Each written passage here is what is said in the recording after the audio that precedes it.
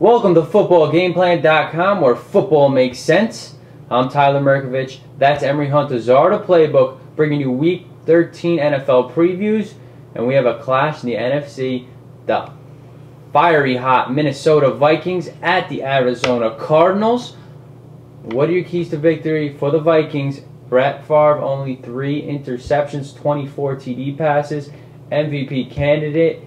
Everyone's raving about this guy, but it's a defense who's great in the red zone, great on third down, led by Jared Allen, and the secondary is really stepping up. You saw last week my keys to victory were Peterson's protection of the football. That's going to roll over this week as well. He has to protect the football. He had 2 early fumbles in that football game. You cannot give the Cardinals, which is an explosive attack, more opportunities to score points. Peterson has to protect the football. Second, defensively, I look at the offensively, look at the matchup of Sidney versus Rodgers-Cromartie. That's going to be a great matchup to watch. 2 young, talented playmakers on both sides of football.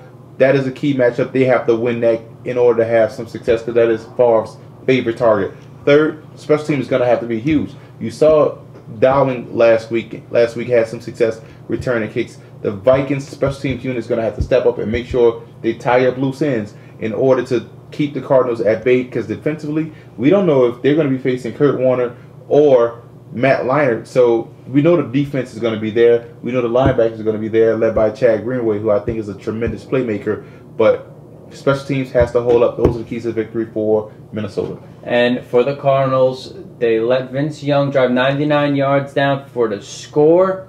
Their defense is playing well, though, despite that, and they need to get into the red zone, because they didn't against Tennessee. They really need to, and they really need to convert touchdowns instead of field goals, because Minnesota has a great offense. What are your keys to victory for them? They're going to have to protect up front, because this is a pass-heavy offense. You look at a 65-35 split pass to run, so that O-line will have to protect. Now, what could pose to be a problem for the Vikings if you're facing Leinart, now you have left-handed pressure, or you're looking at Kurt Warner, so you really don't know what to prepare for, but they still have to protect up front. The Cardinals do. Otherwise, it's going to be deadly for any quarterback that's back there second. They really have to get their running game going against this Vikings defense. You run at the Vikings until, to give yourself some success, you have to continue to run, even though they may stop it. This is not the dominant run-stuffing Vikings defense like it was 2 years ago. This is a good run-stuffing defense, but it is not the great run-stuffing defense. So get those guys involved in this football game. And they have to attack the Vikings secondary. If there is a weakness on the Vikings, it will be that back 4, Warner or Leinart, is going to have to make those plays down the field with Bolden, Fitzgerald, and company, and Preston. So those are the keys. You can attack these guys secondary. This is going to be a huge test for Minnesota.